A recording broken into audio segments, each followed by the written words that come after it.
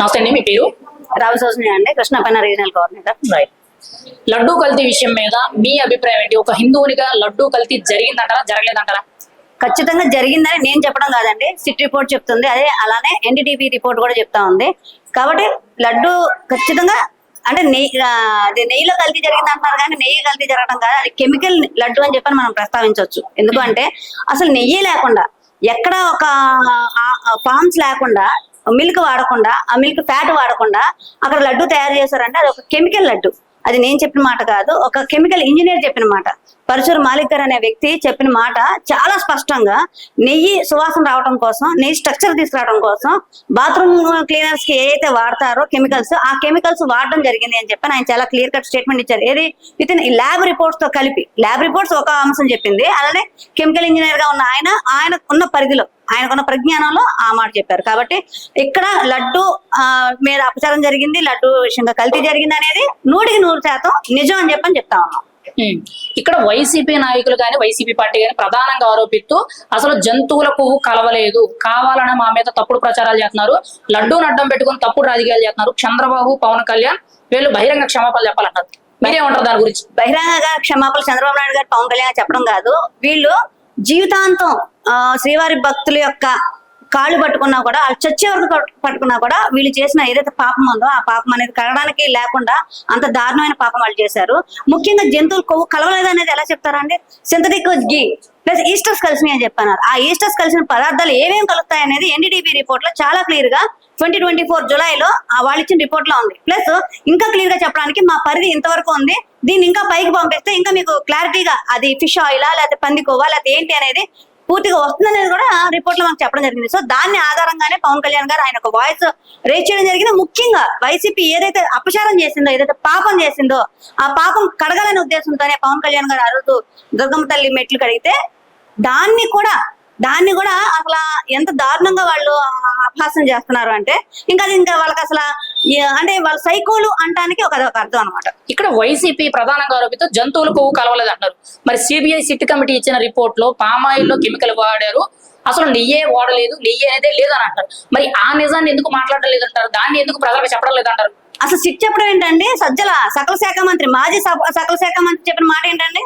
కల్తీ జరిగింది కానీ కొవ్వు కలవలేదు అని చెప్తున్నారు. కొవ్వు కలవలేదని ఎలా చెప్తారు? దాంట్లో ఉన్న రసాయనాలు ఏవైతే ఉన్నాయో ఆ రసాయనాలు ఎలా తయారు చేస్తారు అనేది చాలా క్లియర్ గా సిట్ రిపోర్ట్ ఇచ్చింది. సో దాన్ని కూడా దాన్ని పక్కన పెట్టేసి ఇది అవాకులు చవాకులు పేలాలని తప్పితే ఎక్కడా కూడా సిట్ రిపోర్ట్ ఆధారంగా, ఎన్డీటీవీ రిపోర్ట్ ఆధారంగా రండి మీరు చర్చకి, ఖచ్చితంగా దాని గురించి మాట్లాడదాం. అంతేగాని ఎక్కడో కూర్చొని క్షమాపణలు చెప్పాలి లేదా అది ఇది అని చెప్పని మాట్లాడడం అయితే అది సమంజసం కాదు. ఇంత ప్రమాదకరమైన కెమికల్స్ తో పామాయిల్ లో కలిపి దాన్ని లడ్డూ తయారు చేశారు.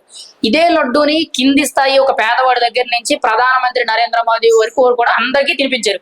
అంటే ఇదంతా కూడా హిందువుల మనోభావం దెబ్బతీసే విధంగా ఇది ఒక కుట్రలో భాగమేనంటారా? ఒక సైకోయిజం అంటారు కదా, అది జగన్మోహన్ రెడ్డికి పూర్తి స్థాయిగా ఉంది. అది మన గత ప్రభుత్వంలో చాలా అంశాల్లో మనం గమనించాము, మనకు ఆయన ప్రత్యక్షంగా చూపించాడు. సో అదే సైకోయిజాన్ని కేవలం తిరుమల తిరుపతి దేవస్థానం లడ్డు ఒక ప్రాముఖ్యత 450 సంవత్సరాల ప్రాముఖ్యత ఉన్నది, ఒక గిన్నీస్ వరల్డ్ రికార్డ్ లో చోటు సంపాదించుకున్న లడ్డు విషయంలో అతను అపచారం చేసేది, అతను మానసిక దాని మీద అంటారు కదా పైచాచికత్వం అనమాట, అది నిరూపించుకోవడం కోసం ఈ పని చేశాడా? ఎందుకంటే అటు నరేంద్ర మోడీ గారు ఏ స్థాయిగా హిందుత్వాన్ని గౌరవిస్తారు, ఆయనకి ఎంత భక్తి ఉందని అందరికి తెలిసిన విషయం. అమిత్ షా గారి విషయంగా వీళ్ళందరూ లడ్డు ప్రసాదాలు స్వీకరించారు, ఒక సామాన్య భక్తుడి దగ్గర నుంచి స్వీకరించారు. కానీ ఎందుకు ఆయన సతీమణి ఈ రోజు లడ్డు స్వీకరించినట్టుగా మనం చూసామా? ఈ రోజన్నా తిరుపతి వచ్చినప్పుడు కూడా, దేవస్థానానికి వచ్చినప్పుడు కూడా ఏ రోజు భార్యతో రాలేదు. అది పక్కన పెట్టండి, అది ఆయన సంప్రదాయాలు, ఆయన ఏదైతే రిలీజన్ నమ్ముకున్నారో ఆ రిలీజన్ నమ్ముకున్న దాని ప్రకారంగా ఆయన పద్ధతులు అయ్యి. సో అది పక్కన పెడితే వచ్చినప్పుడు అన్నా సరే ప్రసాదం చేతికిస్తే పక్కన ఇచ్చేసిన పరిస్థితి అంటే ఆ రోజు ఆయనకు తెలుసా? ఆ రోజే ఈ దీంట్లో కల్తీ జరిగింది అనే అంశం ఆయనకు తెలిసే ఆ రకంగా చేశారా అనేది ఈ రోజు అనుమానం వస్తా ఉంది.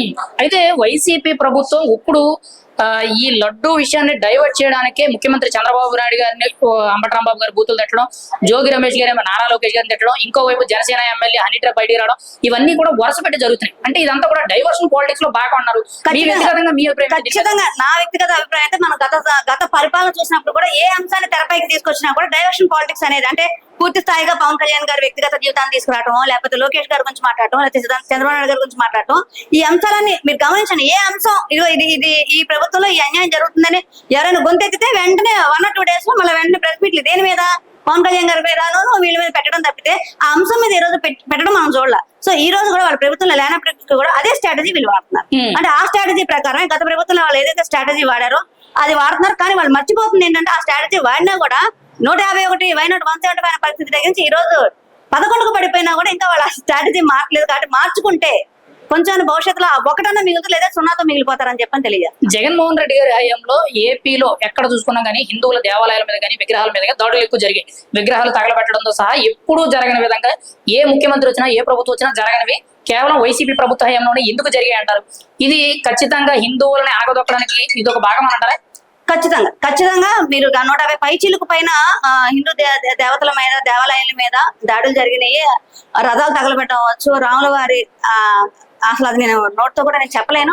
సో ఆ స్థాయిగా ఒక హనుమాన్ చెయ్యి ఇరిగిపోతే చెయ్యే కదా ఏం పోయింది అని మాట్లాడే విధానం అవ్వచ్చు. ఇవన్నీ కూడా హిందువుల యొక్క మనోభావాలు దెబ్బతీసే విధంగా ఉన్నప్పటికీ కూడా దాంట్లో అతను ఒక పైచాచిక ఆనందం పొందాడు. అంటే నేను ఇందా నుంచి చెప్తుంది అదే, అతనికి ఒక సైకోయిజం ఏంటి అంటే బలవంతం మత మార్పులు చేయడం కూడా మీరు గమనించారు. గత ప్రభుత్వంలో బలవంతం మత మార్పులు జరిగినాయి. అలానే హిందూ దేవాలయాల మీద అంటే ఈ రెండింటికి కంపారిజన్ ఏంటంటే తన మతాన్ని తను బాగా స్ట్రాంగ్ చేసుకోవాలి, పైకి పెంచుకోవాలి, హిందువులందరినీ కూడా నాశనం చేయాలనే ఉద్దేశంతోనే అతను అది చేశాడు. అఫ్ కోర్స్ పవన్ కళ్యాణ్ గారు కూడా చెప్పింది ఒకటే, మన మతాన్ని మనం ప్రేమించాలి, పరమతాన్ని గౌరవించాలని. ఆ గౌరవం ఎక్కడ ఉంది? ఎక్కడ హిందూ యొక్క మనోభావాలు అతను గౌరవించాడు. గౌరవించే లెక్కైతే ఇలాంటి అంశాలు బయటకు వచ్చినప్పుడు కనీస బాధ్యత లేకుండా, కనీసం భయం లేకుండా, అంటే భగవంత్ శ్రీవారితో పెట్టుకుంటే ఎలా ఉంటది, తన తండ్రి విషయంలో చూశాడు. ఏమైపోయారు తునాతునకులు, కనీసం మొక్క కూడా దొరకలేదు. అది తెలిసి కూడా ఈ రోజు ఇతను ఏ రకంగా చేస్తున్నాడు అంటే అతనికి అసలు హిందూ ఒక మతం మీద కానీ హిందువుల మీద గౌరవం లేదు. వైసీపీ ప్రభుత్వ హయాంలో తిరుమలలో ముఖ్యంగా అన్య మతస్థులు ఉద్యోగాలు ఎక్కువైనాయి, అన్య మతస్థులు ఎప్పుడూ లేని విధంగా వచ్చారనే మాటలు వినపడుతున్నాయి. మీరేమంటారు? ఇదంతా కూడా తిరుమలను భ్రష్టు పట్టించడంలో ఒక భాగమేనంటారా? ఖచ్చితంగా. అసలు వాళ్ళకి సొంత బాబాయినే గొడ్డలతో చంపేసి గుడ్డిపోటుగా నిరూపించారు. అలానే తిరుమల తిరుపతి దేవస్థానం లడ్డూనే అపవిత్రం చేశారు, ఏది కెమికల్స్ తో కలిపి. అలాంటిది ఒక ఉద్యోగం వచ్చిన ఇవన్నీ చిన్నవి చాలా వీటికి ఒక సెంటిమెంటల్ అయితే దేంతో రిలేట్ అయ్యాడు ఒక ఆర్డర్ ఇస్తే చాలు అయ్యే చేయగలిగిన వాళ్ళు ఈ ఎందుకు చేయరు? కాబట్టి ఖచ్చితంగా మేమైతే పూర్తిగా నమ్ముతున్నాం దాన్ని ప్రక్షాళన చేసే విధంగానే కుటుంబ ప్రభుత్వం పనిచేస్తాం. తిరుమలలో ఎన్నడూ లేని విధంగా పరకామణిలో దొంగతనాలు, లడ్డూలో కల్తీ విషయాలు, ప్రతి దాంట్లో కూడా స్కాము, ముఖ్యంగా సాలువాల్లో స్కాము, విఐపి టికెట్ల దర్శనాలు అమ్ముకోవడాలు, గోవిందర స్వామి ఆలయంలో బంగారం దొంగతనాలు, ఎప్పుడూ లేని విధంగా ఇన్ని రకాల స్కాములు అరాచకాలు జరిగి అంటారు. ఇదంతా కూడా కావాలనే కుట్రపూరితంగా వైసీపీ అవినీతి రాజకీయాల్లో భాగంగా చేశారంటారా? ఇప్పుడు అవినీతి రాజకీయ వాళ్ళ పార్టీయే అవినీతి, వాళ్ళ బతుకులే అవినీతి, వాళ్ళ బతుకులే దొంగ బతుకులు అని మనకు తెలుస్తానే ఉన్నాయి. ఎందుకంటే అతను ఈ రోజుకి ఎన్ని కేసుల్లో పెండింగ్ ఉంది, 13 సంవత్సరాల నుంచి బెయిల్ మీద తిరుగుతున్నాడు. ఇంకా ఆయనకు అంతకన్నా గొప్పగా ఏం ఆలోచిస్తాడు? అసలు భక్తి మనోభావాలు అంటే దానికి అర్థం తెలుస్తుందా? అసలు మనోభావం అంటే ఎంత సున్నితత్వంగా ఉంటుంది అనేది దానికి ఒక అర్థం జగన్మోహన్ రెడ్డికి తెలిసే పరిస్థితి లేదు. కాబట్టి ముఖ్యంగా తిరుమల తిరుపతి దేవస్థానాన్ని ఆ కొండని పూర్తిగా ఒక ఆదాయ వనరుగా చూశాడు తప్పితే అదొక ప్రత్యేక దైవక్షేత్రం, ప్రత్యక్ష దైవం అక్కడ వెలిసి ఉన్నారు, శ్రీవారితో మనం పెట్టుకున్నాం ఒక భయం లేదు. ఆ భయం లేకపోవడం వల్ల పూర్తిగా పడిపోయాడు. ఆయన ఇంకా లేదు, దాన్ని కూడా రాజకీయంగా వాడు. ఇప్పుడు మనం ఇంత సమస్య వచ్చింది తన గత ప్రభుత్వంలో జరిగిందని చెప్తా ఉన్నారు కాబట్టి కొంత మనసాక్షి అనేది ఉంటుంది. ఆ మనసాక్షి అమ్మో శ్రీవారితో మనం పెట్టుకుంటే మన నాన్నగారు ఎలా అయిపోయారు, మనం పరిస్థితి ఏంటి, కనీసం ఆ భక్తులకు క్షమాపణ చెప్పాలా? లేదా జరిగిన దానికి ఏం జరిగిందో నా దాకా రాలేదు. కాబట్టి ఖచ్చితంగా గవర్నమెంట్ ఏ విచారణ చేసినా సరే మేము సిద్ధంగా ఉన్నాం, వైసీపీ నాయకులుగా మేము అందరం కూడా సపోర్ట్ చేస్తామని చెప్పి ఒక స్టేట్మెంట్ ఏమనండి. ఏది ఫైనల్ గా ఒక హిందూగా మీరేమంటారు? లడ్డు విషయంలో కల్తీ జరిగిందా లేదా? జరిగింది. 100%, 100% 100% జరిగింది.